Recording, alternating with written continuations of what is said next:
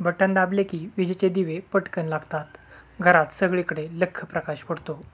छोटी मोठी इंजिने आता विजेवर चालतात, म्हणून आपली कामे जलद व सुखद होतात. विजेमुळे आकाशवाणीचे, दूरचित्रवाणीचे कार्यक्रम आपल्याला ऐकायला व पाहायला मिळतात. ही सर्व जादू कोणी केली? थॉमस एडिसनने. थॉमस अल्वा एडिसन यांचा जन्म अमेरिकेतील ओहिओ संस्थानात सन 1847 मध्ये झाला. विजेचा दिवा, तारयंत्र, चित्रपट यांसारखे अनेक शोध त्याने लावले. अमेरिकेत तर त्याला त्या काळी जादूगारच म्हणत असत. एडिसन लहानपणापासूनच मोठा खटपट्या होता. एखाद्या गोष्टीचे वेड त्याच्या डोक्यात शिरले की मग त्याला इतर गोष्टींची आठवण होत नसे. शाळेच्या अभ्यासापेक्षा वेगवेगळे प्रयोग करण्यात त्याला अधिक गोडी वाटे. त्याच्या आईने त्याला घरहीच शिक्षण दिले. हा एडिसन लहानपणापासूनच निरनिराळे प्रयोग करण्यात गर्क असे. कित्येकांना तो फार विक्षिप्तपणा करतो असे वाटे, पण खरे तर तो विक्षिप्तपणा नसून प्रयोग असे. प्रयोग करून पाहण्याचे त्याला जणू वेडच लागले होते. हे असे का, ते तसे का, असे अनेक प्रश्न विचारून तो आईवडिलांना भांडावून सोडी. त्याच्या बालपणीचे काही प्रसंग मोठे मजेदार आहेत. त्यावर तो मोठा संशोधन होणार हे स्पष्ट दिसत होते.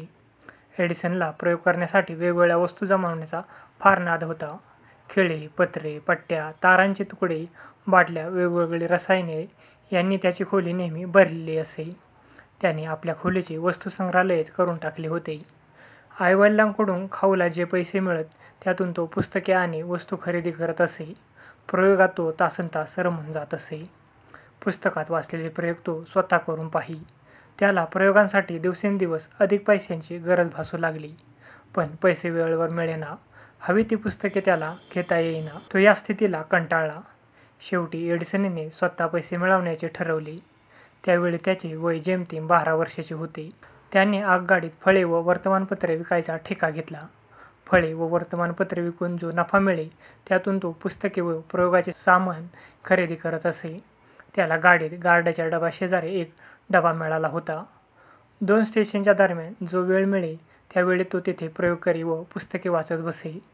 दिवसातून 15-16 तास तो न थकता काम करत असे.